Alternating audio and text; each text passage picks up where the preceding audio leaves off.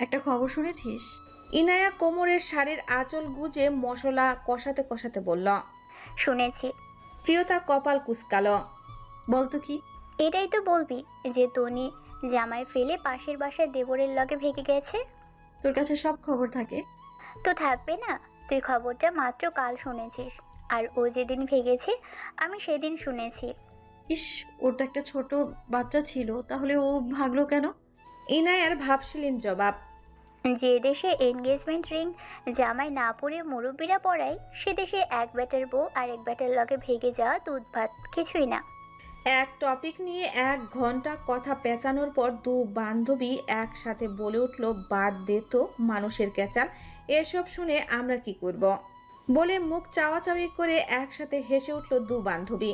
প্রিয়তা বলল, হ্যাঁ হ্যাঁ, যতক্ষণ না পর্যন্ত রাইট নাম্বার ডায়াল হচ্ছে, যে যার সাথে পারে ভাগুক, আমরা তো সফল। একদম। কথা বলতে বলতে ইনায়া কিছু মনে পড়ার ভঙ্গিতে বলল, এই যা ভুলে গেছি, ডাইনিংয়ে আমি মুগ ডাল আর অরহর ডাল বের করে রেখে এসেছি। তুই এগুলো একটু তাড়াতাড়ি নিয়ে আই, দুপুর হতে চললো, জলদি রান্না শেষ করতে হবে, নয়তো তোর যা শাশুড়ি। আর হ্যাঁ, কাউকে বলবি ভাজা মাছগুলো নিয়ে যেতে। প্রিয়তার চুলের খপা ঢিলে লাগছে, মনে হচ্ছে এক্ষুনি খুলে গিয়ে পিঠে ছড়িয়ে পড়বে। কি জ্বালাতন! তীক্ষ্ণ বিরক্তিতে নাক কুচকালো প্রিয়তা। চুল থেকে হোয়াইট ট্রান্সপারেন্ট ক্যাচারটা খুলে ঠোঁট দিয়ে চেপে ধরল। হাঁটু ছড়ানো চুলগুলো পুনরায় হাতে পেঁচিয়ে পেঁচিয়ে খপা করতে করতে এগিয়ে গেল ডাইনিংয়ে। টাইট করে খপা বেঁধে ক্যাচারটা চুলে আটকাতেই সামনে এসে দাঁড়ালো প্রিয়স্মিতা। অন্না ঠিক করে উপরে চোখ তুলে তাকাতেই চোখাচোখি হয়ে গেল দু বোনের। প্রিয়স্মিতাকে দেখে কয়েক পলক থ হয়ে দাঁড়িয়ে রইল প্রিয়তা। তার haircut, style, dress up দেখে ভিমরি খাওয়ার উপক্রম। তবে তার অবাক দৃষ্টিকে মোটেও পাত্তা দিল না প্রিয়স্মিতা। ডাইনিংয়ের উপর থেকে গ্লাস তুলে পানি ঢালতে লাগলো। প্রিয়তা এখনও তাকিয়ে আছে। প্রিয়স্মিতার পরনে একটা সিম্পল ব্ল্যাক জিন্স আর চেক শার্ট, আবারও ছেলেদের মতো শার্টের হাতা গুটিয়ে কোনোই পর্যন্ত। বুকে ওড়না নেই, যদিও খারাপ লাগছে না, অ্যাজ ইউজুয়াল প্রিয়স্মিতাকে যেমন দেখায়। বোনের রিয়াকশন দেখে মুখে বিরক্তর চিহ্ন ফুটিয়ে তুলল প্রিয়স্মিতা। প্রিয়তা আরও লক্ষ্য করল, প্রিয়স্মিতার চুলগুলো এখন আর আগের মতো ঘন লম্বা নেই। হাঁটুর নিচে থাকা চুলের ল্যাং এখন কাঁধের নিচ অবধি। এত সুন্দর চুলগুলো এখন আর নেই ভেবেই চোখে পানি চলে এলো প্রিয়তার। প্রিয়স্মিতা ভ্রু বাঁকিয়ে জানতে চাইল, কি কাছিস কেন? তুমি চুল কেটে ফেলেছো? হ্যাঁ। কেন? I don't like long hair. সত্যি বলতে লম্বা চুল আমার বরাবরই বড় অপছন্দের। সব দিকে পেঁচিয়ে যায়, বিরক্ত লাগে। এতদিন এটাকে বড় করেছিলাম, দরকার ছিল। এখন এটার দরকার ফুরিয়েছে। তাহলে শুধু শুধু বোঝা কেন বয়ে বেড়াবো? আমার কাছে ফার্স্ট প্রায়োরিটি সেলফ কমফোর্ট। কি? হ্যাঁ, এখন ভীষণ আরাম লাগছে, বিশ্বাস কর। এতদিনে মনে হচ্ছে আমি একটু শান্তিতে নিঃশ্বাস নিতে পারছি, নিজের মধ্যে সে আগের সত্তা ফিল করতে পারছি। না হলে সারাদিন সংসেজে ঢং করতে ভালো লাগে না। তুমি কি এতদিন অভিনয় করতে আপু? এতদিনে এতটুকু বুঝিস নি? বড় নাদান রে বোন তুই। এখন সেসব ইস্যু ছাড়, সেসব নিয়ে মাথা ঘামিয়ে শুধু পেরেশান হোস না, এগুলো তুই বুঝবি না। By the way, long hair carry করা অনেক টাফ। এত বড় বড় চুল দিয়ে কি করবি তুই? চাইলে তোর চুলও 2 হাত কেটে ছোট করে দে, রিল্যাক্সড ফিল করবি। আজকে উঠে সাথে সাথে প্রতিবাদ জানালো প্রিয়তা। দরকার নেই আপু, তোমার চুলের দরকার নেই, নাই থাকতে পারে, কিন্তু আমার এই চুলগুলো আমার প্রণয় ভাইয়ের অনেক প্রিয়। এগুলোতে জীবন থাকতেও কাজে লাগাবো না। দু বোনের কথার মধ্যে এসে উপস্থিত হলেন অনন্যা বেগম। মেয়ের মাথা থেকে পা পর্যন্ত পর্যবেক্ষণ করে নাক সিটকে বললেন, ছি ছি, এগুলো কি পড়েছিস? বাড়ি ভর্তি মেহমান, লোকে কি বলবে? নাক কাটাবি নাকি? Who cares? কে কি পড়বে না পড়বে সেটা তার নিজস্ব স্বাধীনতা। যে যেটা পরে কমফোর্টেবল, আমি এটাই ঠিক আছি। এই বাড়িতে স্বাধীনতার থেকে শালীনতাকে বেশি প্রাধান্য দেয়া হয়। যাও, গিয়ে 3 পিস কামিজ কিছু একটা পরে এসো। প্রিয়স্মিতার পরিষ্কার জবাব। দুঃখিত, আমি যথেষ্ট শালীন অবস্থাতেই আছি। এসব অভিনয় আমার দ্বারা সম্ভব হবে না। মেয়ের চ্যাটাং চ্যাটাং কথা শুনে মেজাজ খারাপ হলো অনন্যা বেগমের। মুখ গম্ভীর করে বললেন, এভাবে কথা বলছোস কেন? সুন্দর করে ভদ্রভাবে কথা বলা যায় না? প্রিয়স্মিতার পরিষ্কার জবাব। কিভাবে কথা বলবো আম্মু? ভয়েস তো ফিল্টার লাগানো যায় না। আচ্ছা, তাহলে ও কিভাবে কথা বলে? ও তো পুরো তোর মতোই দেখতে। তারপর ও কেমন আর তুমি কেমন? আচার আচরণের এত অমিল কেন? তুলনা টানাতে প্রিয়স্মিতার ইগো হার্ট হলো। তীক্ষ্ণ আওয়াজে প্রতিবাদ করে বলল, কারণ আমি আমার মতো। আমি কেন অন্য কাউকে কপি করতে যাব? আমি কেন অন্য কারোর মতো হতে যাব? আমার নিজস্বতা আছে। অনন্যা বেগম আরও কিছু বলতে নিচ্ছিলেন, তখনই তাড়া দিল তরি। বড় ভাবি, মেজ ভাবি ডাকছে। প্রিয়তা আর কিছু না শুনে দৌড়ে চলে গেল ডালের মশলা নিয়ে।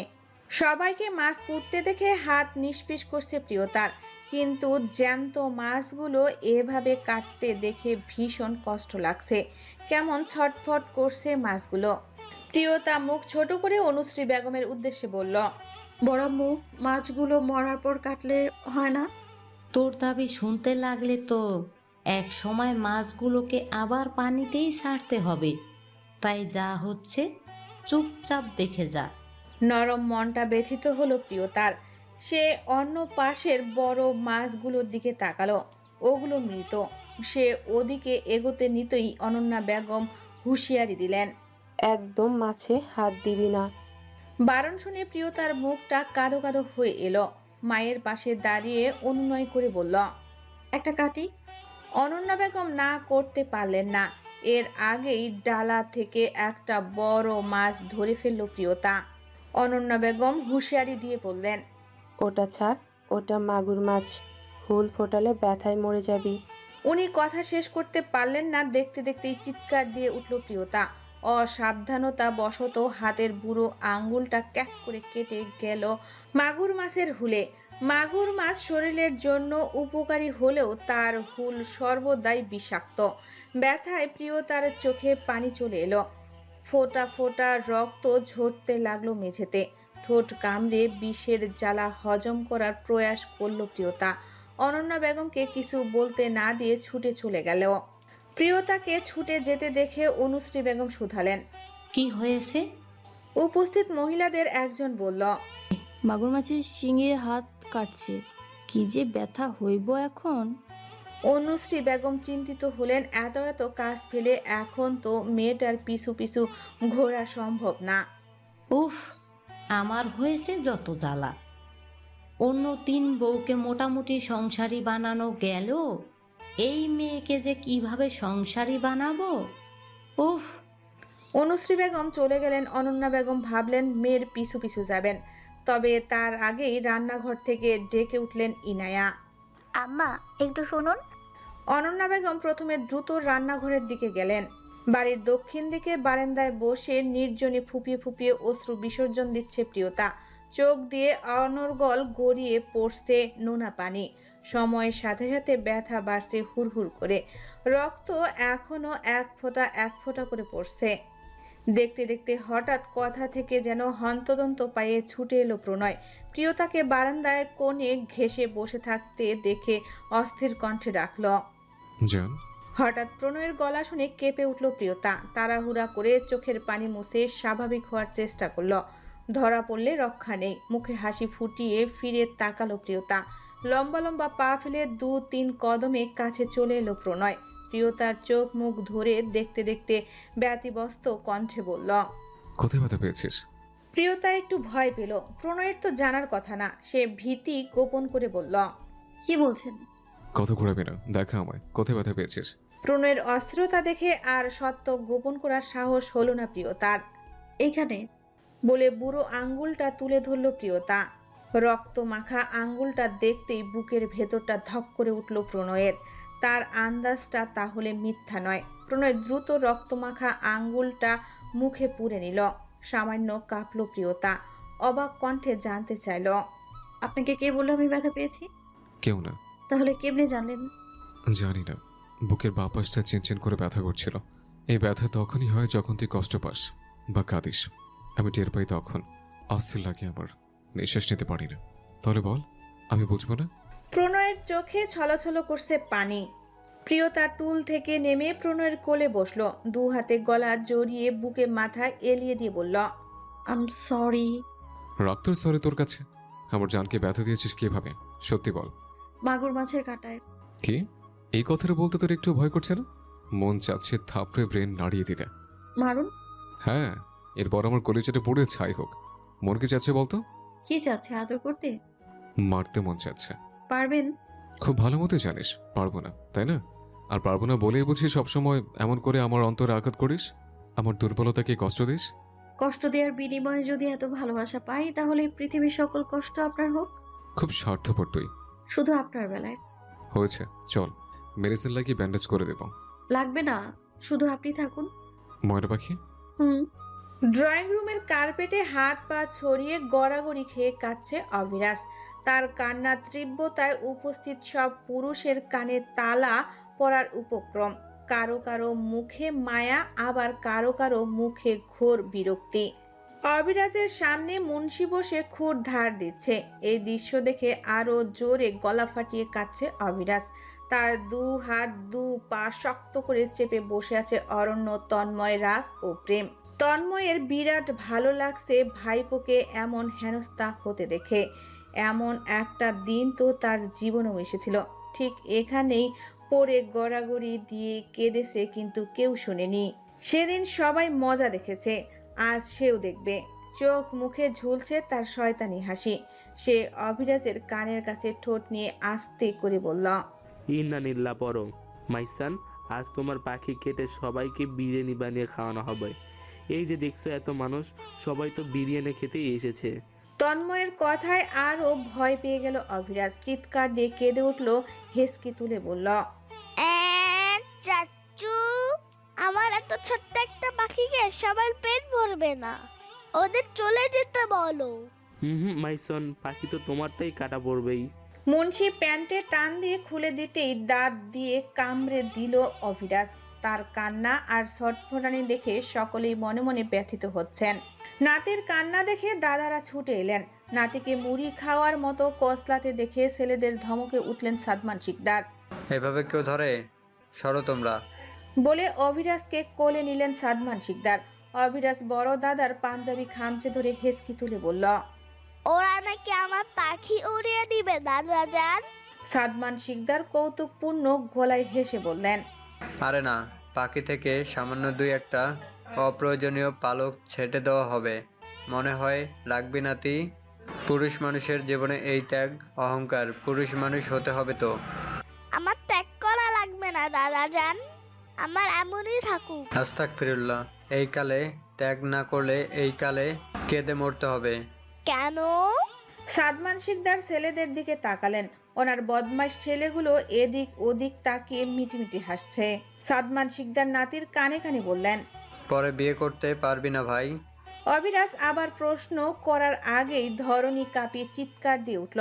মুন্সি এক হাতে খুর আর এক হাতে অবিরাজের পাখির এক টুকরো নিয়ে পান খাওয়ার দাঁতে হেসে বলল।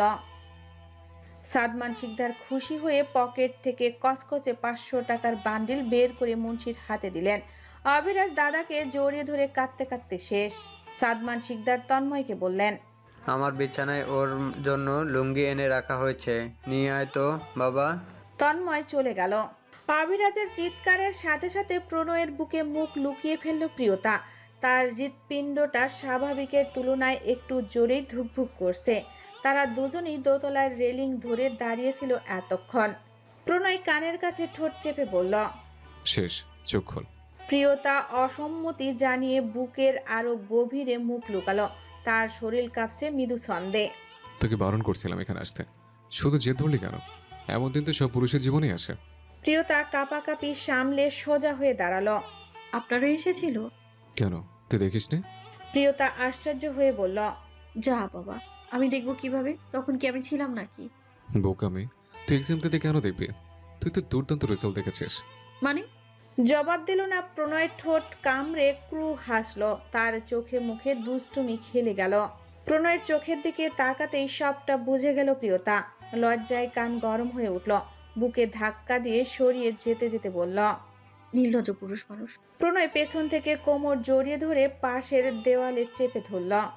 বোকা মেয়ে, তুই এক্সাম দিতে কেন দেখবি? তুই তো দুর্দান্ত রেজাল্ট দেখেছিস। তুই চাইলে আজকে আবার লাইভ দেখতে পারিস জান।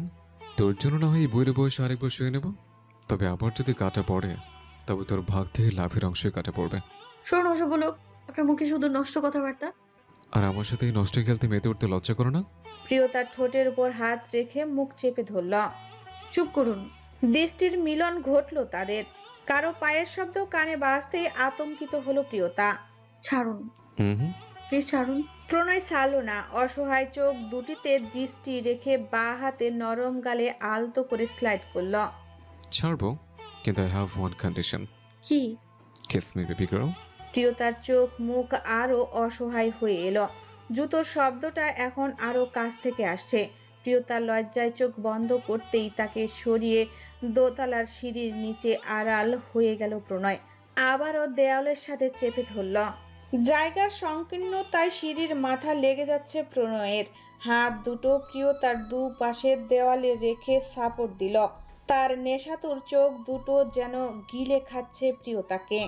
প্রণয় উন্মাদের ন্যায় মুখ ডুবালো গ্রীবাদেশের কামিজের নিচে হাত ঢুকিয়ে জোরালো গলায় বলল। কিস মি জান। তার চোখ দুটো ঘোলাটে, হাত দুটো বেসামাল। প্রিয়তা আশেপাশে তাকালো। জান। প্রণয়কে আর কিছু বলতে দিল না প্রিয়তা। বুকের খাস অবধি পৌঁছে যাওয়া মাথা টেনে তুলে ঠোঁটে ঠোঁট ডুবিয়ে দিল। উন্মুক্ত কোমরে বাঁধা হাতের বাঁধন আরো শক্ত হলো প্রণয়ের। প্রণয়ের দু গালে হাত রেখে পাগলের মতো রাফ কিস করছে প্রিয়তা। না ছুলে নেই, কিন্তু একবার ছুঁয়ে ফেললে নিজেকে বড্ড উন্মাদ লাগে তার। অঙ্গে শিরায় শিরায় রক্তের অণুতে অণুতে কি বিষ ঢেলে দিল লোকটা। সুখের তাড়নায় পিঠ খামচে ধরে চোখ বন্ধ করে ফেলল প্রিয়তা। সিঁড়ির উপর দিয়ে অবিরাম মানুষ চলাচল করছে আর নিচে শিকদার বাড়ির অনুষ্ঠান সুষ্ঠুভাবে সম্পূর্ণ হলো। আকিকা দিয়ে প্রীতমের মেয়ের নামকরণ করা হলো অহনা শিকদার স্নেহা। আদরের যত্নে ভালোবাসার খুনছুটিতে স্বপ্নের মতো কাটছিল জোড়া শালিকের জীবন। তবে কথায় আছে, অভাগা যেদিকে যায় সাগর শুকিয়ে যায়। সুখের দিনগুলো বেশি দিন সইল না তাদের কপালে। আবার জীবনে কাল বৈশাখী ঝড় উঠল। কিছু কি বলবে? কিছু বলার থাকলে বলো, না হলে আমার অনেক কাজ আছে।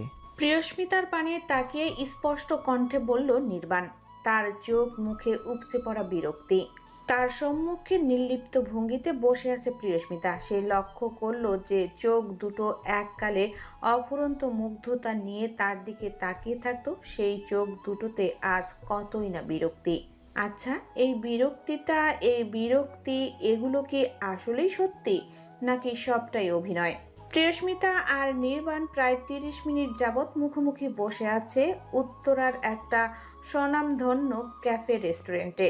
মূলত প্রিয়স্মিতাই ডেকেছে নির্বাণকে, যদিও প্রথমে আসতে মানা করে দিতে নিচ্ছিল নির্বাণ, কিন্তু না করতে গিয়েও কণ্ঠনালী কোথাও একটা ঠেকেছে। তবে কোনো কথাই ভুলে যায়নি নির্বাণ, আর না কখনো ভুলতে পারবে সেই দগদগে তাজা ক্ষত। বিয়ে এখনো রক্ত ঝরে প্রতিনিয়ত। বিশ্বাস ভঙ্গের যন্ত্রণা মৃত্যু দেয়। প্রিয়স্মিতা আজ অনেক কিছু বলবে বলেই ডেকেছে নির্বাণকে, কিন্তু কথাও যেন একটা বাজছে। সে স্বাভাবিক হতে পারছে না। সরি বলা বা অন্যায় স্বীকার করে নেওয়া আসলে প্রিয়স্মিতার ধাঁচে নেই, কিন্তু একজনের সাথে অন্যায় যেহেতু করেছে আর তার উপলব্ধি হয়েছে, তখন অন্যায় স্বীকার করে ক্ষমা চেয়ে নেওয়াটাও লজ্জার নয়। ক্ষমা মানুষকে লজ্জিত করে না, সহমর্মী করে তোলে। আর তাই আজ মূলত ক্ষমা চাওয়ার উদ্দেশ্যে ডেকেছে প্রিয়স্মিতা। নির্বাণ প্রতীক্ষা করছে জবাবের আশায়। তার দৃষ্টি স্থির প্রিয়স্মিতার পানে। প্রিয়স্মিতা কয়েক পলক চুপ থেকে চোখ বন্ধ করে লম্বা একটা দম নিয়ে বলতে শুরু করল। আমি জানি আমার উপর আপনি রেগে আছেন, আর রেগে থাকাটাই স্বাভাবিক, কারণ আমি আপনার অনুভূতিগুলোকে আমার সাথে ব্যবহার করেছি। আসলে অন্ধ ভালোবাসায় উন্মাদ ছিলাম আমি, তাই আপনার কাছে আমি ক্ষমা প্রার্থী। আমি আমার অন্যায় স্বীকার করে নিয়ে আপনার কাছে ক্ষমা চাচ্ছি। আপনি ভালো মানুষ, মহান মানুষ, তাই হয়তো সেই মহানুভবতার খাতিরে ক্ষমা করে দেবে।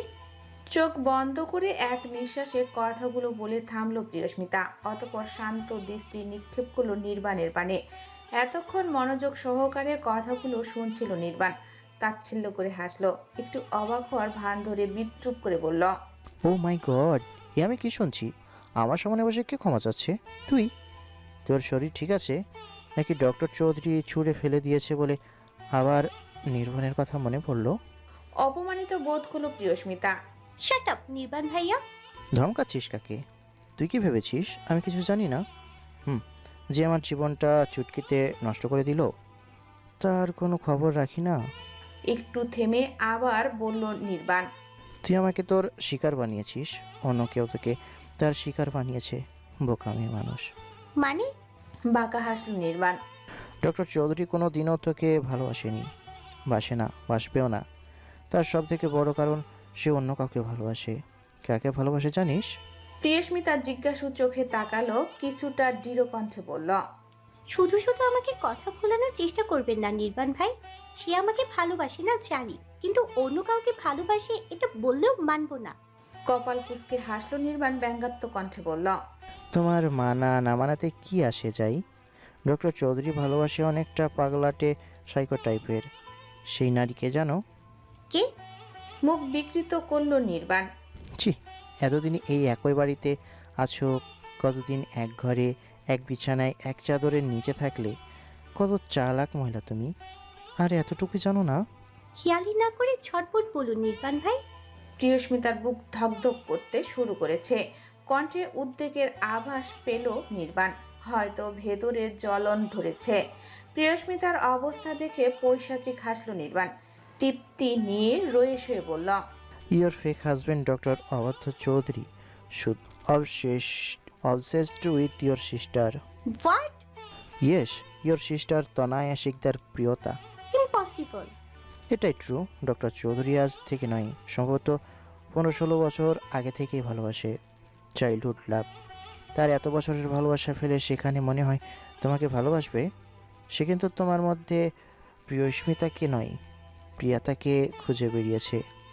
আর অবভিয়াসলি আমি যতটুকু দেখেছি তুমি ওই মেয়েটার মতো 0%ও নও। দুধের স্বাদ ঘোলে মেটেনি, তাই ছুঁড়ে ফেলেছে। আরও কোনো রিজন থাকতে পারে, আমি সঠিক জানি না। সে হয়তো তোমাকে অনেক বক্কর চক্কর উদাহরণ দিতে পারে, ভুলভাল বুঝাইতে পারে যে ওই কারণে তোমার সাথে এটা করেছে ওটা করেছে, কিন্তু সব ভাও কথা। প্রিয়স্মিতার হাত দুটো মুষ্টিবদ্ধ হয়ে এলো মুহূর্তেই। তার ভেতরে ফুটছে লাভা নদী। মনে প্রচণ্ড ঘৃণার জন্ম হলো। এত বড় প্রতারণা সে কিছুতেই মেনে নিতে পারছে না। প্রিয়স্মিতা শিকদার নাকি কারো রিপ্লেসমেন্ট? প্রিয়স্মিতার প্রতিক্রিয়া দেখে মনে মনে ভীষণ রকমের পৈশাচিক তৃপ্তি পেল নির্বাণ। তাচ্ছিল্য করে বলল, আমার জীবনের মস্ত ভুল তোকে ভালোবাসা। আমার অন্তরে যে আগুন জ্বালিয়েছিল, কি ভেবেছিলি অন্য পুরুষের বুকে সুখে থাকবে? সে গুড়েবালি। खूबसूरत बहुत है तू, लेकिन दिल लगाने की काबिल नहीं है। बेवफा तेरा मासूम चेहरा, भूले जाना की काबिल नहीं है। গানের লাইনটা গলায় তুলে সুর করতে করতে উঠে চলে গেল নির্বাণ। আজ বুকের ভেতরটা ভীষণ হাহাকার লাগছে। প্রশান্তিতে ভরে আসছে হৃদয়। ভারমুক্ত লাগছে অনেকটা। দীর্ঘ 6টা মাস সে কেবল এই দিনটা দেখার জন্যই তো বেঁচে ছিল। প্রতিদিন একটু একটু করে ফুটতেছিল আজ শান্তি। এই মেয়েটার প্রতি মনে আর অভিযোগ নেই। সে সত্যি সত্যি আজ মন থেকে ক্ষমা করে দিল। আজও ভুলতে পারেনি মেয়েটাকে। ভালোবাসার পরিমাণ আজও একই আছে, আগে যতটা ছিল। অনেক চেষ্টা করেছে ঘৃণা করতে, কিন্তু পারেনি। ভালোবাসার মানুষকে কি ঘৃণা করা যায়? আসলেই ভালোবাসা ঘৃণা করা এগুলো মানুষের হাতে নেই। তবে ভালোবাসা থাকলেও এই নারীকে জীবনে আর দ্বিতীয়বার ফেরত পেতে চায় না। এসকে গ্রুপে আজ বেশ কয়েকটা ফরেন ক্লায়েন্টের সাথে ডিল সাইন করবে, তাই সকল বোর্ড মেম্বারদের উপস্থিতি বাধ্যতামূলক। বিশেষ করে গ্রুপের সিও আবরার শিকদার প্রণয়কে যথাসময়ের পূর্বেই পৌঁছে আগে থেকে রেডি করা সব পেপারস আর ডকুমেন্টগুলো পুনরায় খতিয়ে দেখে নিতে হবে। আবরার শিকদার প্রণয় বিজনেস ফিল্ডে নিজের বিশাল সাম্রাজ্য দাঁড় করালো, এসকে গ্রুপের উপর থেকে নিজের শেয়ার বা ওনারশিপ কোনোটাই তুলে নেয়নি। সে এখনও একসাথে দুটো কোম্পানির প্রতি সমানভাবে দায়বদ্ধতা পালন করে চলছে। এতে অবশ্য বেশ বেগ পেতে হয় তাকে। তবে বড় ছেলের দায়িত্ব জ্ঞান দেখে পুরোপুরি নিশ্চিন্ত সাদমান শিকদার। তিনি তো সারা জীবন এটাই চেয়েছিলেন। প্রণয় মাত্রই শাওয়ার শেষ করে বেরিয়েছে। কোমরের সদেব তোয়ালে জড়িয়ে দাঁড়িয়ে আছে ড্রেসিং টেবিলের বড় মিররের সামনে। পুরুষালী গা বেয়ে টপ টপ করে নামছে স্বচ্ছ পানির বিন্দু। দ্রুত হাতে সিক্ত চুলের পানি ঝাড়তে ব্যস্ত প্রণয়। সকাল 10:45। সে অলরেডি লেট। মিটিং টাইম 12টায়। সে বহু চেষ্টা করেও আজকাল সকাল সকাল উঠতে পারে না। আরামের ঘুম তাকে ছাড়তেই চায় না।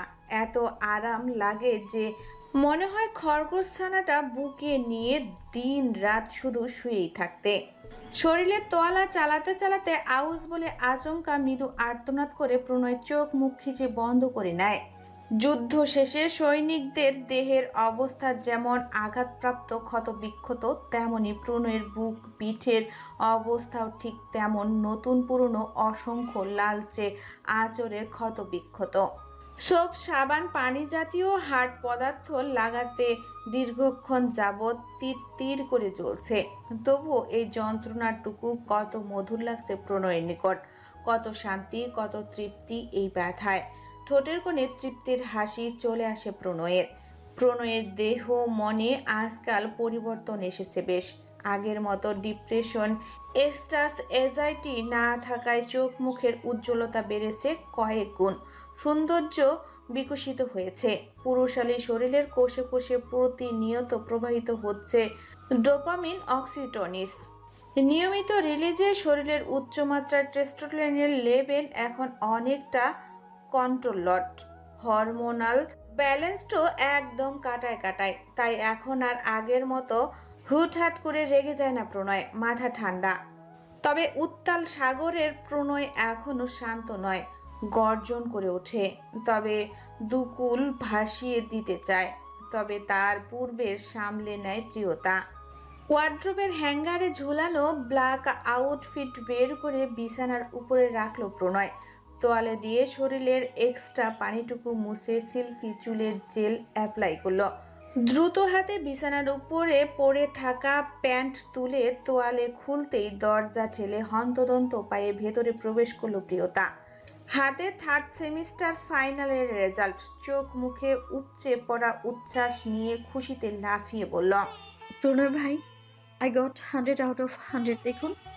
বলে উপরে তাকিয়ে প্রণয়ের দিকে কমলা রঙের খামটা এগিয়ে দিতেই থ হয়ে গেল প্রিয়তা। উক্ত দৃশ্যে সারা শরীর কাটা দিয়ে উঠল মুহূর্তেই। উচ্ছ্বাসিত চোখ দুটো বড় বড় হয়ে গেল রসগোল্লার ন্যায়। মুখ হা করে নির্বাক চোখে কয়েক পলক তাকিয়ে রইল প্রিয়তা। চোখের সামনে উন্মুক্ত পুরুষত্ব দেখে হাত পা শিরশির করছে মেয়েটার, গা কাটা দিচ্ছে। এই দৃশ্যটা প্রিয়তার জন্য নিয়মিত, তাই অনেকটা সয়ে গেছে এখন। আগে হলে নিশ্চিত ধাক্কা সামলাতে না পেরে পটল তুলত। প্রিয়তমার লোলুপ দৃষ্টি লক্ষ্য করে ঠোঁট কামড়ে হালকা হাসলো প্রণয়। তবে চেহারায় অভিব্যক্তিতে তা প্রকাশ পেল না।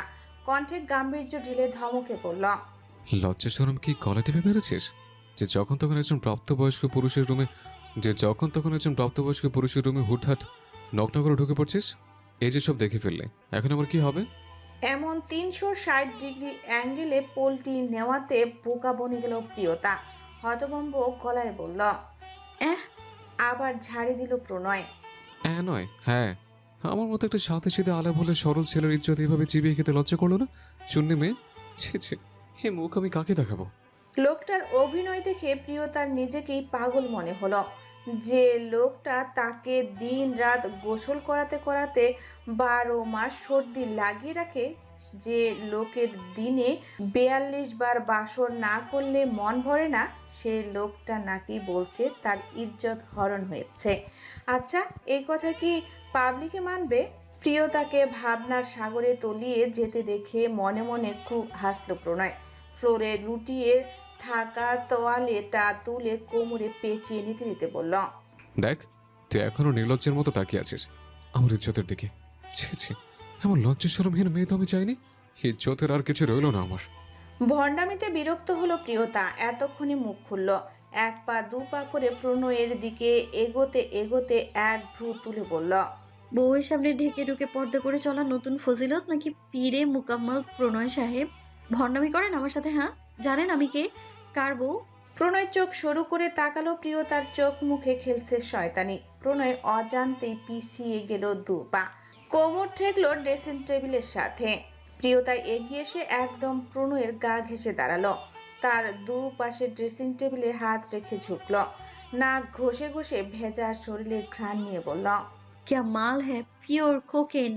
প্রণয় নিজের মাথাটা পেছন দিকে ঠেলে সরিয়ে বলল, ছি ছি, কি অশ্লীল কথাবার্তা। আল্লাহ, এই চিন্নি মেয়ের হাত থেকে বাঁচাও আমায়। এই দূরে যা, গায়ের উপর উঠে আসছিস কেন? আমার শরীর আনচান করছে। ঠোঁট চেপে হাসলো প্রিয়তা। উন্মুক্ত ঠান্ডা শরীরে হাতের উল্টো পিঠ দিয়ে স্লাইড করতে করতে হাসকি কণ্ঠে বলল, দূরে যাওয়ার জন্য কি কেউ কাছে আসে যুবক? বলেই আস্তে আস্তে হাতটা নিচের দিকে নামাতে শুরু করলো প্রিয়তা। একটু একটু করে নামতে নামতে আচমকাই খপ করে তোয়ালের মাথা চেপে ধরল, ঠোঁটে দুষ্টু হাসি ফুটিয়ে তুলে নিচের দিকে ইশারা করে বলল, আপনার এই হিট মুভি যে কতবার দেখেছি, সত্যি বলতে দুর্দান্ত লেগেছে। তবে যাই বলেন আর তাই বলেন, আপনার মুভিতে কিছু তো একটা ব্যাপার আছে। হাজারবার দেখেও বোর লাগে না, প্রতিবার মনে হয় যে নতুন, ইন্টারেস্টিং। প্রিয়তার এমন দুঃসাহসী বাক্য চয়ন দেখে চোখ বড় বড় করে ফেলল প্রণয়। বিস্ময় জোরে আকাশে পৌঁছে গেল এক লাফে। মেয়েটা দুষ্টু, কিন্তু প্রশ্রয় দেওয়াতে এতটা সাহস দেখাবে এটা ভাবেনি। কি হলো স্বামী, খুলে দেবো আপনার বন্ধ দুয়ারের তালা? রিনটিন কণ্ঠে ঘর থেকে বেরিয়ে এলো প্রণয়। গভীর বাদামি নেত্রজোড়া তাক করলো সামনে দাঁড়ানো রমণীর দিকে। রমণীর শান্ত দিঘির ন্যায় নীলাভ নেত্রের মণিটা লাফাচ্ছে, ঘাড় গাল আর কপালের ভাঁজে জমা হচ্ছে বিন্দু বিন্দু শিশির। মানে বাঘিনী সিংহ শিকার করতে এসে মনে মনে নিজেই ভয় পাচ্ছে, কিন্তু ফুল আত্মবিশ্বাস। মজা পেল প্রণয়। তোয়ালের উপরে রাখা হাতটা ধরে ফেললো প্রিয়তার নিজের বিশেষ স্থানের সাথে আরো শক্ত করে চেপে ধরিয়ে বলল, বেয়াদবের মতো তোয়ালে ধরে টানাটানি করছিস কেন? ছাড় ছাড় বলছি। প্রণয়ের কাণ্ড দেখে চোখ বড় বড় করে ফেললো প্রিয়তা। লোকটা শয়তানি দেখে ফেললো, যাতে মাতাল তালে ঠিক তার জামাই। হাতের মুঠো আরো শক্ত করে টেনে ধরলো প্রিয়তা। প্রণয়ের একদম কাছে গিয়ে বা গালে আলতো হাত রাখলো, কানের লতিতে ঠোঁট চেপে কানে কানে বলল, আর যদি না ছাড়ি? পুরুষ নির্যাতনে মামলা দিব আমি। আচ্ছা, কার নামে দেবেন? বউয়ের নামে? আচ্ছা, পুলিশকে কি বলবেন শুনি, যে বউ আমার টাওয়াল ধরে টেনেছে? পুলিশ তো বীর পুরুষ বলে আখ্যায়িত করবে। আমিও বলবো অমন মাল দেখে লোভ সামলাতে পারিনি। প্রণয় মৃদু বল প্রয়োগ করার অভিনয় করতে করতে বলল, ইস, কি বেলাচ্ছা মেয়ে মানুষ। সরচুন্নি, নজর দেওয়া বন্ধ কর, কালো হয়ে যাব। নজর তো আমি দিবই। বলেই প্রণয়ের পায়ের পাতায় ভর দিয়ে উঁচু হয়ে দাঁড়ালো প্রিয়তা। তোয়ালে ছেড়ে প্রণয়ের চুল টেনে ধরল দু হাতে। প্রিয়তার উদ্দেশ্য বুঝতে পেরে মাথা পেছন দিকে এলিয়ে দিল প্রণয়। আর্তনাদ করে বলল, চুন্নি, তুই আমার দেহ পাবি, কিন্তু মন পাবি না। প্রিয়তা বিরক্ত হয়ে আবারও জেল সেট করা চুলগুলো টেনে ধরে মাথা নিচু করল। ঠোঁটে ঠোঁট ডুবিয়ে দেওয়ার পূর্ব মুহূর্তেই নেশালো গলায় বলল, আমার দেহই চাই, মন দিয়ে কি আচার দেবো? বলেই ওষ্ঠের ভাঁজে ওষ্ঠ মিলিয়ে দিল প্রিয়তা। ঠোঁটে ঠোঁট পড়তেই সারা শরীর ঝংকার দিয়ে উঠল দুজনের, যেমন স্যাঁত করে উঠে গরম কড়াইতে পানি পড়লে। মৃদু ছন্দ উঠল প্রিয়তার অঙ্গে। বলিষ্ঠ দু হাতে প্রিয়তার বাঁকানো কোমর আঁকড়ে ধরল প্রণয়। তার 4 আঙ্গুল দাবিয়ে দিল কোমরের ফর্সা চামড়ায়। ড্রাগের চেয়েও তীব্র নেশা হলহল করে ছড়াতে লাগলো প্রণয়ের রক্তে। দুষ্টুমির মুহূর্তগুলো উন্মাদনার রূপ নিতে সময় নিল না। ঠোঁট ছেড়ে প্রিয়তাকে ঘুরিয়ে নিজের জায়গায় দাঁড় করিয়ে দিল প্রণয়। ড্রেসিং টেবিলের সাথে সজোরে চেপে আবারও পাগলের মতো হামলে পড়ল প্রিয়তার শিমুল ফুলের ন্যায় তুলতুলে অধরে। প্রিয়তা দিশেহারা হয়ে পড়ল, নিঃশ্বাসের গতি অস্বাভাবিক ভয়াবহ। হাতের ধাক্কায় ড্রেসিং টেবিলের উপরে সজ্জিত সকল প্রসাধনী মেঝেতে ছুঁড়ে ফেলল প্রণয়। কোমর আঁকড়ে ধরে তুলে বসালো টেবিলের উপর। প্রিয়তা কাঁপছে, ঠোঁট ছিঁড়ে রক্ত বেরিয়ে এসেছে। রক্তিম ওষ্ঠ যুগল ফুলে উঠেছে ইতিমধ্যেই। নিজের অবস্থা দেখে মনে মনে আফসোস করল প্রিয়তা। সামান্য মজাতেও যে এই লোক ট্রিগার হয়ে যাবে কে জানত। ঠোঁট ছেড়ে এলোমেলো নিঃশ্বাস ফেলছে প্রণয়। সে 2 সেকেন্ড কিছুই করল না, কেবল মাদকতা ডুবানো চোখের নেশাগ্রস্তের ন্যায় তাকিয়ে রইল প্রিয়তার সর্বকায়াতে। পুরুষের ছোঁয়া পেলে নারীর সৌন্দর্য ফোটে প্রস্ফুটিত ফুলের ন্যায়। তার লালিত সৌন্দর্য আবার সেই পুরুষের নিধনেই ব্যবহৃত হয়। কি আজব প্রকৃতি! মানুষের বিনাশের যেন এক পা এগিয়ে থাকে সর্বক্ষণ। চোখ বন্ধ করে দ্রুত নিঃশ্বাস ফেলছে প্রিয়তা। ঠোঁট দুটো ফাঁক করে আসছে অভিনস্ত। ঘন ঘন নিঃশ্বাসের তালে উতাল সমুদ্রের ঢেউয়ের মতো ওঠানামা করছে তার আকর্ষণীয় বক্ষদেশ। দেখতে দেখতে পাগল হয়ে যায় প্রণয়। সুখ সুধা আহরণে এক প্রকার ঝাঁপিয়ে পড়ল প্রিয়তার নরম অস্তিত্বে। আটকে উঠে প্রণয়ের পিঠ খামচে ধরল প্রিয়তা। আবেশের তোরে চোখ বন্ধ করে নিল আপনা আপনি। একের পর এক সংলগ্ন বেসামাল স্পর্শে তাকে দিশেহারা করে দিতে থাকলো প্রণয়। উন্মাদনার এক পর্যায়ে অরুতে গরম শক্তপোক্ত ধাঁচের কিছু একটা অস্তিত্ব অনুভব হতে লাগলো বারবার। এদিকে প্রণয়ের আদরের তীব্রতা ভীষণ রকম বাড়ছে। প্রিয়তা না চাইতেও অস্পষ্ট গঙ্গানি বেরিয়ে আসছে মুখ দিয়ে। সুখের তাড়নায় বোধহয় মৃত্যু হবে মেয়েটার। সে প্রণয়ের ঘাড় চেপে ধরে খামচি দিতে থাকে। উত্তেজনায় ছটফট করতে করতে আচমকা প্রিয়তার হাত ঠেকল ভীষণ শক্ত তপ্ত কিছু একটায়। না দেখেই লাফিয়ে উঠল প্রিয়তা। আঙ্গুলগুলো ছুঁয়ে গেল অজান্তেই। সাথে সাথে সাপের মতো ফোঁস করে উঠল প্রণয়। তার হাতের বাঁধন শক্ত হলো, ঠোঁটের ফাঁক গলিয়ে অস্পষ্ট বেরোলো। Hold this sweetheart. শরীরের খেলায় মাতোয়ারা প্রিয়তার কোনো কথা কান দিয়ে যাচ্ছে না। ঘুরে আছে সে, কিন্তু গরম জিনিসটার শ্বাস বারবার লাগতে অনেকটা ঘোর কেটে গেল প্রিয়তার। বাধ্য হয়ে দৃষ্টি মেলল। চোখ মেলতেই দৃষ্টিপটে সর্বপ্রথম যেটা ভেসে উঠল সেটা দেখতেই গলার কাছে নিঃশ্বাস আটকে দম বন্ধ হয়ে এলো প্রিয়তার। শরীর ঝাঁকুনি দিল।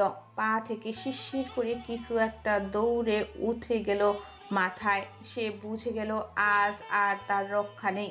কিন্তু কাল রাতের ব্যথায় শরীর কাঁপছে এখনো। আতঙ্কে ঢোক গিলল প্রিয়তা। নাজুক দেহে আশ্রে পড়া লোকটার উন্মুক্ত বেসামাল শ্বাস প্রশ্বাস অঙ্গ জ্বালিয়ে দিচ্ছে প্রিয়তার। সে ভয়ে ফের চোখ বুজে নিল। সাথে সাথেই কানের লতিতে উষ্ণ আদরের ছোঁয়া পেল। শোনা গেল গভীর ফিসেল কণ্ঠ। আমার ছোঁয়ায় বিষ আছে জান, গেলে নেই বিষ। তোকে মৃত্যু দেবে কিনা জানি না, তবে সুখে পাগল করে দেবে নিশ্চিত। বুকের ভেতর মাদল বেজে উঠল প্রিয়তার। কণ্ঠ শুনতেই ড্রেসিং টেবিল খামচে ধরল। প্রণয় এই মুহূর্তে ভীষণ দুর্বল। এই সময় দুর্বলতার শীর্ষে থাকে পুরুষ। প্রণয়ও তার ব্যতিক্রম নয়। আর এই দুর্বলতার সুযোগ নিল প্রিয়তা। 2 হাত বুকে রেখে একটু ঝুঁকে ধাক্কা দিল। 2 হাত পিছিয়ে গেল প্রণয়। কিছু বুঝে ওঠার আগেই তাকে নেশার সমুদ্রে ছুঁড়ে মেরে দৌড়ে পালালো প্রিয়তা। এহেন কাণ্ডে বোকা বনে গেল প্রণয়। এমন পরিস্থিতি ছেড়ে গেলে কোনো পুরুষেরই সহ্য করতে পারে না। চরম সুখ পাওয়ার তাড়নায় শরীর আন্দোলন করে ওঠে, যা প্রণয়ের উপর দেখা গেল আরো ভয়ঙ্কর ভাবে। সে অস্থির কণ্ঠে পিছু ডাকল। জান দাঁড়া বলছি, দাঁড়া না হলে। কিন্তু দাঁড়ালো না প্রিয়তা। জান হাতে নিয়ে পালালো। প্রণয়ও ছাড়ার পাত্র কথায়। এক্ষুনি কাছে না পেলে হয় পাগল হয়ে যাবে, নয় মরে যাবে। প্রণয় দ্রুত সোফার উপরে থাকা ট্রাউজার পরে খালি গায়েই পিছু নিল। প্রিয়তা 3 তলার করিডোর পেরিয়ে দ্রুত সিঁড়ি পেয়ে 4 তলায় উঠে গেল। হাসতে হাসতে দৌড়াচ্ছে প্রিয়তা, তার পেছন পেছন প্রণয়। প্রিয়তা আত্মরক্ষার্থে দৌড়ে 4 তলার শেষ মাথায় প্রেমের আর্ট গ্যালারিতে ঢুকে পড়ল। দরজা বন্ধ করে দেওয়ার পূর্বেই দুটো বলিষ্ঠ হাত বলপূর্বক চেপে ধরল দরজা। তার শরীর জ্বলছে, চোখ দুটোতে উপচে পড়ছে কামনার জোয়ার। প্রিয়তা ঢোক গিলে ভয়ার্ত চোখে তাকালো। প্রণয় দ্রুত নিঃশ্বাস ফেলতে ফেলতে প্রিয়তার বাঁকানো কোমর আঁকড়ে ধরে নিজের দিকে হ্যাঁচকা টান দিল। সাথে সাথেই হুড়মুড় করে বুকের উপর আছড়ে পড়ল প্রিয়তা। শরীরের সাথে শরীর চিপকে গেল চুম্বকের মতো। তলপেটের সাথে আবারও সজোরে ধাক্কা লাগলো সেই শক্তপোক্ত জিনিসটা। চোখ বন্ধ করে ফেলল প্রিয়তা। সে নিশ্চিত আর নিস্তার নেই। ভেতরে ঢুকে দরজা লাগিয়ে দিল প্রণয়। পাগলামির শীর্ষে থাকা প্রণয় বা প্রিয়তা লক্ষ্যই করল না কেউ একজন ফ্যাল ফ্যাল করে তাকিয়েছিল তাদের দিকে। পুরো গ্যালারি জুড়ে অগণিত craze, painting, canvas, brush, plate painting, colour, well colour, acrylic colour, অন্যান্য টুলস, আরও কত কিছু। তবে প্রেম বা উষা কেউ নেই। গ্যালারি পুরো ফাঁকা দেখে মনে মনে ভীষণ খুশি হলো প্রণয়। একটানে প্রিয়তার টি শার্ট খুলে ফেলতে ফেলতে বলল, মাঠ পুরো ফাঁকা যান, আজ মনের মতো আঁকবো আমি তো শরীরের ক্যানভাসে। বলে প্রিয়তার পালকের ন্যায় শরীরটা তুলে টুলের উপর চেপে বসালো প্রণয়। তার কালচে লাল ঠোঁট দুটো যেন নিষিদ্ধ কোনো সরবারের পেয়ালা। প্রিয়তার ধবধবে ফর্সা শরীরে মুখ ডুবিয়ে দিল প্রণয়। কালো ব্রাটার সিস্ট খুলতে খুলতে চোখ রাঙিয়ে বলল, এবার যদি একটু ডিস্টার্ব করেছিস তো তো জানের মায়াকে ছেড়ে দিছিস? কথা বলতে বলতে দুটো তৃষ্ণার্ত শরীর আদিম মিলনের খেলায় মত্ত হয়ে উঠল। মত্ত হলো প্রিয় নেশায়। নরম ব্যথাতুর আদরে ভরিয়ে দিতে থাকে প্রিয়তমাকে, তবে আস্তে ধীরে যত্ন করে সন্তপনে। প্রিয়তার সাথে কখনোই উগ্র আচরণ করে না প্রণয়। চরম থেকে চরম মুহূর্তে নিজেকে কন্ট্রোল করে। সীমা ছাড়ানো ভালোবাসার কিছুটা মধুর সময় অতিবাহিত হতেই পাগলামি বাড়ল। টুলটা কমফোর্টেবল না হওয়ায় ঠিকঠাক আরাম পাচ্ছে না প্রণয়। চাপা বিরক্তি নিয়ে নেশায় ভূত হয়ে বলল, ধুর, এখান থেকে নাম, মেঝে দেয় যান। প্রিয়তা বাধ্য মেয়ের মতো টুল থেকে নেমে মেঝেতে চলে গেল।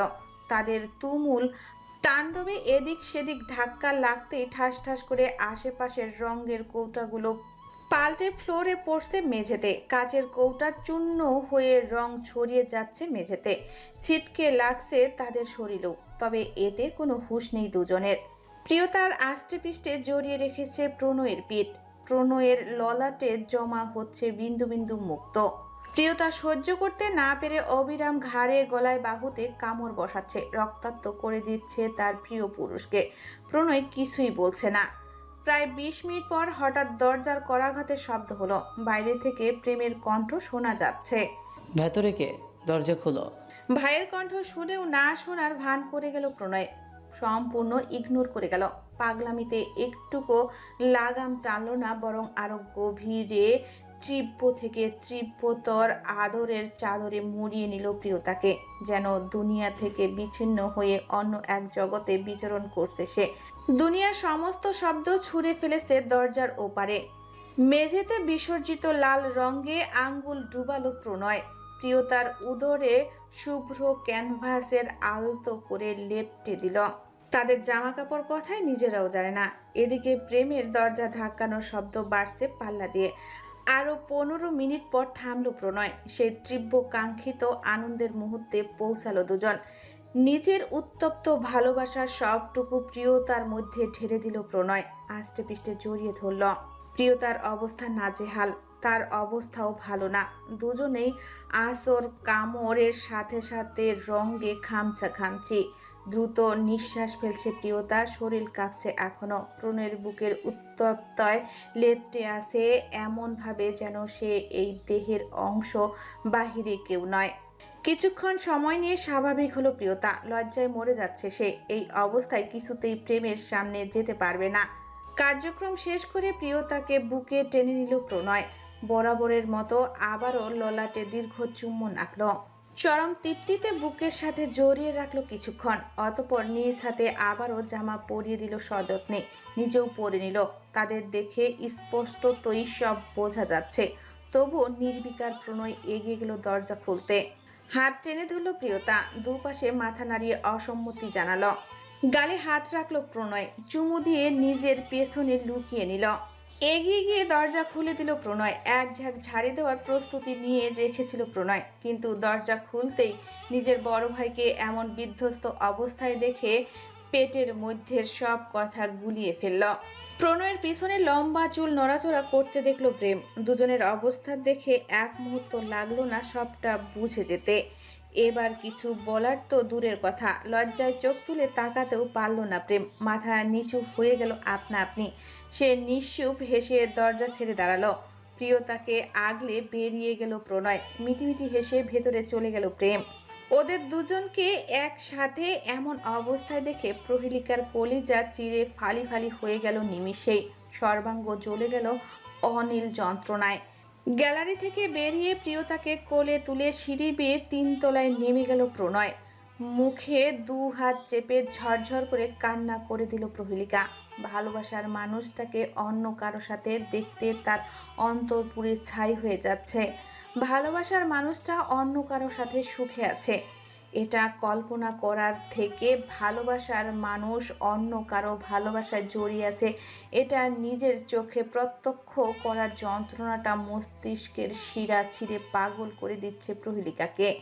মাটিতে লুটিয়ে প্রহেলিকার চিৎকার দিয়ে কাঁদতে মন চাচ্ছে। সে পাগলের মতো ছুটে কয়েক পা এগোতেই ধারাম করে ধাক্কা খেলো কারো সাথে।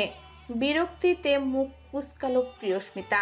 বাহু ডলতে ডলতে মুখ বিকৃত করে বলল, মাথায় কি কুদরতি ঠান্ডা পড়েছে? এভাবে দৌড়াচ্ছিস কেন? বলতে বলতে প্রহেলিকার পানে চোখ পড়তেই থেমে গেল প্রিয়স্মিতা। ভ্রু দুটির মাঝ বরাবর ভাঁজ পড়ল আপনা আপনি। নিজেকে আর কন্ট্রোল করতে পারল না প্রহেলিকা।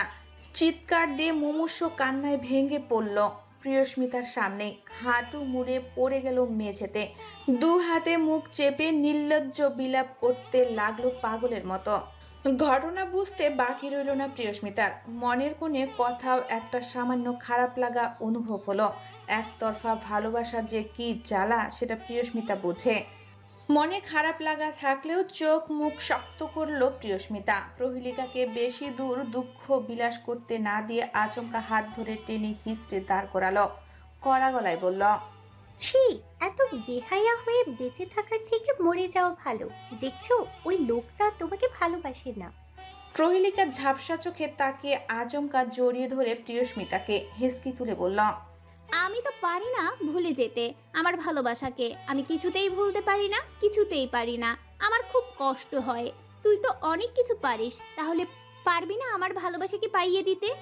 আচমকা চেপে ধরায় প্রথমে ভোরকে গিয়েছিল প্রিয়স্মিতা, তবে এবার নিজেকে সামলে নিল। প্রিয়স্মিতা শান্ত হয়ে বলল, কি করতে বলছো? শুধু আমার প্রণয়কে পাইয়ে দে। এটা সম্ভব নয়। দেখো, ভালোবাসা ওভাবে পাওয়া যায় না।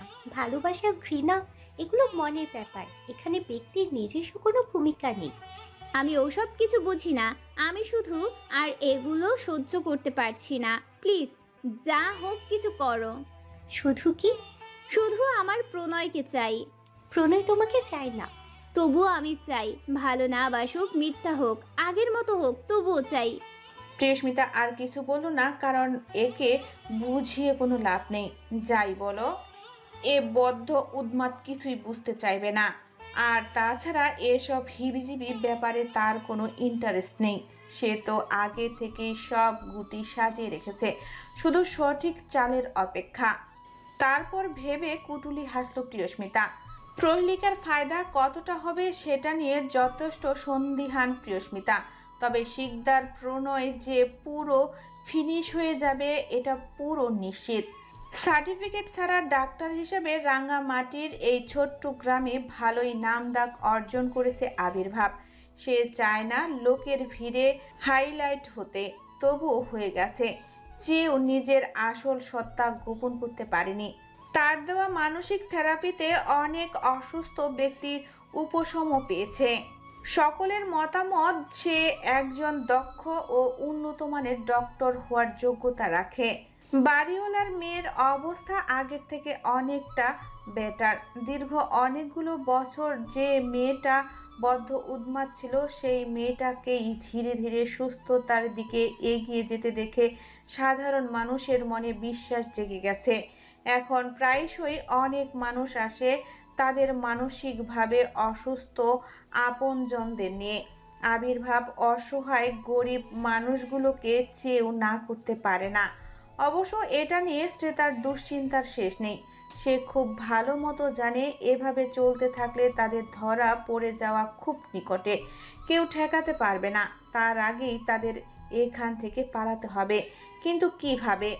জমানো টাকা পয়সা সবই শেষ হয়ে গেছে, এখন দিন এনে দিন খেতে হয় তাদের। সোনার চামচ মুখে নিয়ে জন্মানো আবির্ভাব যে কিনা কখনো স্টেথোস্কোপ ধরা ছাড়া অন্য কোনো কাজ জানতো না, তাকে এখন দিন মজুরি করতে হয়। অবশ্য এতেও বেশ সন্তুষ্ট আবির্ভাব, সৃষ্টিকর্তার ওপর বিন্দুমাত্র অভিযোগ নেই। সে সর্বক্ষণ প্রার্থনা করে তার জীবনে যদি আরও দুর্ভোগ আসুক, যতই পরীক্ষা দিতে হোক, সে সব কিছুর জন্য প্রস্তুত আছে, কিন্তু তার ভালোবাসাকে কোনো মতেই ছাড়তে প্রস্তুত নয়।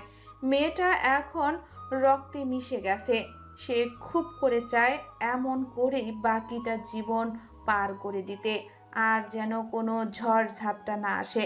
কত মানুষই তো দিনমজুর করে খায়, মাথার ঘাম পায়ে ফেলে তপ্ত রোদ্দুরে খেটে খুঁটে সারা দিনে একবার খায়, অথচ তারাও জীবনে কতটা সুখী। আসলে সুখ শান্তি মনের ব্যাপার, টাকা পয়সা তো বিলাসিতা। মনে সুখ থাকলে কোনো কষ্টই গায়ে লাগে না। এদিক থেকে বলতে গেলে হ্যাঁ, খুবই সুখে আছে আবির্ভাব। শরীরটা আজকাল বেশ খারাপ হয়ে যায় শ্রেতার, কেন কে জানে কোনো খাবারই মুখে রুচতে চায় না। মাঝে মাঝে কোমর আর তলপেট জুড়ে ভীষণ ব্যথা করে, সামান্য গন্ধও শরীর ঘুলিয়ে বমি পায়। নিজের অসুস্থতা কোনো রকমে চেপে রেখেছে শ্রেতা। সে এখন নিজের অসুখের কথা শুনিয়ে আলাদা ঝামেলা বয়ে আনতে চায় না। বাড়ির পেছনের ছোট্ট পুকুর পাড়ে বসে মাছ পরিষ্কার করছে শ্রেতা। কি আশ্চর্য, আজকাল মাছ মাংসের গন্ধে বমি আসে, কিন্তু আবির্ভাব আবার নিরামিষ পাতে ভাত মুখে তুলতে চায় না। শ্বাস আটকে রুই মাছের মাথা পরিষ্কার করছে শ্রেতা। ফুলকা সরিয়ে কানকো ছিটতে তার জান বেরিয়ে যাচ্ছে। মাছটা বেশ পাকা, তাই এত শক্ত। শ্রেতাকে পুকুর পাড়ে বসে থাকতে দেখে বাড়িওয়ালার স্ত্রী গরুর মাংসের লাল গামলা নিয়ে পাশে এসে বসলেন। ভদ্রমহিলা বউটার দিকে তাকিয়ে হেসে বললেন, এই বউ, পাশের বাড়িতে গরু জবাই দিচ্ছে, তোর চাচা 2 কেজি মাংস নিয়ে এসেছে, 1 কেজি নিয়ে যাস। ওনার কথা শুনে চোখ বড় বড় করে ফেললো শ্রেতা, মনে মনে আওড়ালো, গরুর মাংস? বাড়িওয়ালার স্ত্রী পুনরায় বললেন, তোর চোখ এত শুকনো কেন বউ? মাংস কি আমি ধুয়ে পরিষ্কার করে দেব? শ্রেতা হাসার চেষ্টা করলো, সাবধানে কথা কাটিয়ে বলল, ওই শরীরটা একটু খারাপ লাগছিল চাচি, এমনি ঠিক আছি, কিন্তু গরুর মাংস আমি আগে খেতাম, কিন্তু এখন অ্যালার্জি হয়ে গেছে, আর উনি তো মাংসই খান না। ভদ্রমহিলার হাসি হাসি মুখটা মলিন হয়ে গেল। তিনি মন খারাপ করে বললেন, সত্যি তোরা খাবি না? শ্রেতা দুপাশে মাথা নাড়িয়ে বলল, না চাচি, গা দিয়ে লাল লাল রেশ বের হয়। ভদ্রমহিলা আর কি বলবেন, অসাবধানতায় হাতটা কানের কাছে নিতেই হুট করেই আবার গা গুলিয়ে এলো শ্রেতার। মেয়েটা অস্থির হয়ে গেল মুহূর্তেই, গড়গড় করে বমি করে দিল। বাড়িওয়ালা চাচি আচমকা এহেন কাণ্ডে হকচকিয়ে গেলেন। গামলা ফেলে ছুটলেন উদ্যান ঘরে, জগে করে পানি নিয়ে আসলেন। পাশে বসে পিঠে মালিশ করতে করতে স্নেহমাখা কণ্ঠে বললেন, জোরে জোরে শ্বাস নে এলো মা। শ্রেতার বমি করতে করতে অবস্থা কাহিল।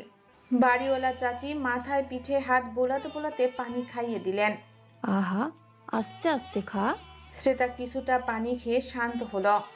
চোখের কোণে পানি চলে এসেছে, এখনো গা গুলাচ্ছে। বাড়িওয়ালা চাচি হাতের তালুতে পানি নিয়ে শ্রেতার চোখ মুখ মুছে দিলেন। জহুরি চোখে কিছুক্ষণ পর্যবেক্ষণ করে সন্ধিহান কণ্ঠে বললেন, তোর সবকিছু গন্ধেই বমি আসছে বউ। শ্রেতা উপর নিচ মাথা দুলিয়ে নিচু কণ্ঠে বলল, জি। খাইতে পারোস? জি না। তোর শেষ শরীর খারাপ কবে হয়েছে? এমন প্রশ্নে প্রথমে কিছুটা বিব্রত বোধ করলো শ্রেতা। মিনমিন গলায় বলল, হয়নি অনেক দিন, ঠিক হিসেব করিনি, তবে হয়তো 3-4 মাস। বাড়িওয়ালি চাচি চোখ বড় করে ফেললেন মেয়েটার কথায়, নিজের মাথায় হাত দিয়ে বললেন, এই মাইয়াগুলো কি কও? হ্যাঁ, তুমি কি এখনো ছোট আছো? তোমার এতদিন শরীর খারাপ হয় না, তাও তুমি কি কিছু বুঝো না? শ্রেতা কিছুটা বিস্ময় নিয়ে বলল, কি অবুঝ, আমার তো প্রায়শই 3-4 মাস পিরিয়ড অফ থাকে, এ আর বড় কি। আগের সময় আর এখনকার সময় কি এক ছিল মেয়ে? তুমি কি জানো না তুমি যে পোয়াতি? ভদ্রমহিলার কথায় শরীরের পশম দাঁড়িয়ে গেল শ্রেতার। মাথার উপর পৃথিবীটা যেন চক্কর দিয়ে উঠল। ফট করে চোখ তুলে তাকালো ওনার দিকে। তিনি ফের বললেন, দেখো বউ, এই চোখ তো আর ভুল বলছে না। তবুও নিশ্চিন্ত হয়ে ওই যে দোকানে কী সব পাওয়া যায় ওগুলো এনে পরীক্ষা করে দেখো। আশা করি আমি যা বলছি তাই সত্য। ওনার কথা কান দিয়ে ঢুকলো না শ্রেতার। ভেতরটা কেঁপে উঠল অজানা ভয়ে। হাত পা ঠান্ডা হয়ে গেল যেন মুহূর্তেই। এই কথা যদি সত্যি হয় তখন কি করবে শ্রেতা? কি জবাব দিবে আবির্ভাবকে যে সে এতটা কেয়ারলেস? আর ভাবতে পারল না শ্রেতা। তাদের নিজেদের জীবনেরই তো কোনো নিশ্চয়তা নেই, তার মধ্যে কি করে হলো এটা? মেয়েটাকে ভাবনার সাগরে তলিয়ে যেতে দেখে কাঁধে হাত রাখলেন বাড়িওয়ালি চাচি। চকিতে তাকালো শ্রেতা। সে খুশি হবে নাকি দুঃখ পাবে ঠিক বুঝতে পারছে না। শ্রেতা রান্নাবান্না শেষ করে বাড়িওয়ালি চাচির কথা মতো ফার্মেসি থেকে একটা প্রেগনেন্সি কিট এনে টেস্ট করলো। রেজাল্ট দেখে হাত পা অবশ হয়ে এলো শ্রেতার। কিটটায় স্পষ্ট দুটো লাল দাগ। নিস্তব্ধ সে, তার মানে সত্যি সত্যি প্রেগনেন্ট। মায়াবী চোখ দুটো টলমল করে উঠল শ্রেতার। আপনা আপনি হাত চলে গেল পেটে। এ কোন নরকে এসে তার নিষ্পাপ বাচ্চাটাকে ফেলতে চলছে? আচমকা মুখ চেপে ফুপিয়ে উঠল শ্রেতা। বিড়বিড় করে বলল, এই পরিবেশ তো তোমার আসার জন্য উপযুক্ত নয়। তাহলে তুমি কেন এলে? এখন তোমাকে কিভাবে একটা সুস্থ জীবন, সুন্দর ভবিষ্যৎ দেবে বাবা মা, যেখানে তাদের নিজেদের জীবনেরই কোনো গ্যারান্টি নেই? আমাদের সর্বনাশা জীবনে কেন ছড়ালে নিজেকে? মুখ চেপে ডুকরে উঠল শ্রেতা। সাথে সাথেই দরজায় করাঘাত পড়ল। বাহির থেকে শোনা যাচ্ছে আবির্ভাবের বিধ্বস্ত কণ্ঠস্বর। মাই লাভ। শ্রেতা তড়িৎ গতিতে চোখ মুখ মুছে নিল। হাতে থাকা কিটটা দ্রুত লুকিয়ে ফেলল বিছানার তলে। চোখ মুখ স্বাভাবিক করার চেষ্টা করে দরজার ছিটকুনি খুলে দিল। সাথে সাথেই তাকে বুকের সাথে জাপটে ধরল আবির্ভাব। সমগ্র শরীরের ভার এলিয়ে দিয়ে বলল, তোমাকে ছেড়ে একটা মুহূর্ত দূরে থাকতে ভীষণ কষ্ট হয় মাই লাভ, হিল মি। শ্রেতা পিঠ জড়িয়ে ধরে পুরুষালী বুকে মুখ গুজল। ঘামান্ত শরীর থেকে ঘামের গন্ধ আসছে। শ্রেতা মিনিট পাঁচেক জড়িয়ে থেকে বলল, হয়েছে, যান সরুন, গোসল করে আসুন, আমি খাবার দিচ্ছি। আরো টাইট করে আঁকড়ে ধরল আবির্ভাব। অভিমানী কণ্ঠে বলল, ইস, খালি আমাকে তাড়ানোর পায়তারা। আচ্ছা, আমার শোক কি তোমার সহ্য হয় না? দেখছো না আমার অন্তরটা কেমন খাকা করছে তার মাই লাভের জন্য? নিষ্ঠুর পাষাণী রমণী তুমি, বুঝবে না এই হৃদয়ের যন্ত্রণা। হয়েছে ঢং, এখন যান। বলে আবির্ভাবকে ঠেলে গোসল করতে পাঠিয়ে দিল। আবির্ভাব ঘরের বাইরে দাঁড়িয়ে পরনের টি শার্ট খুলে ফেলল। শ্রেতা সাবান, গামছা আর লুঙ্গি হাতে দিয়ে বলল, যান। আবির্ভাব দুষ্টু হেসে হাত টেনে হ্যাসকা টান দিয়ে কাছে নিয়ে এলো। দুষ্টু হেসে বলল, তুমিও চলো না। আশেপাশে তাকিয়ে বুকে ধাক্কা দিল শ্রেতা। বাড়িওয়ালার মেয়েটা কেমন কাতর চোখে তাকিয়ে আছে তাদের দিকে। শ্রেতা ঝাড়ি মেরে বলল, নির্লজ্জ পুরুষ মানুষ, এটা কি বাড়ি পাইছেন? আশেপাশে কত মানুষ আছে, ছাড়ুন, যান গিয়ে গোসল করে নিন।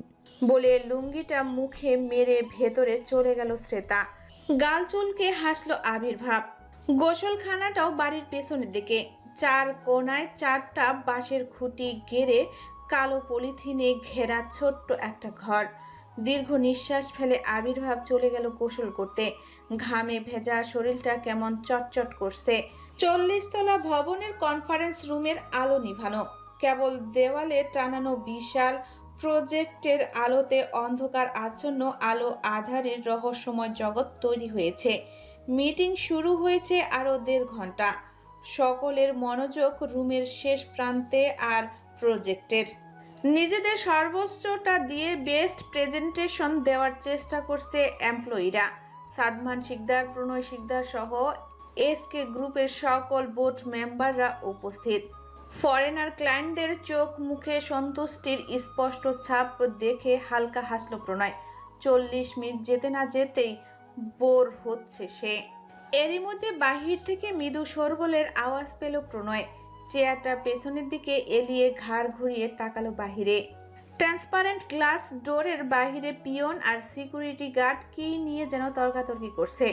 কথা কাটাকাটি করতে দেখতে পাচ্ছে প্রণয়, কিন্তু শুনতে পাচ্ছে না। ভ্রু কুঁচকে ফেলল প্রণয়। ভেতরে যাওয়া যাবে না, গুরুত্বপূর্ণ মিটিং চলছে। কিন্তু স্যারের কাছে আমার যাওয়াটা খুব জরুরি।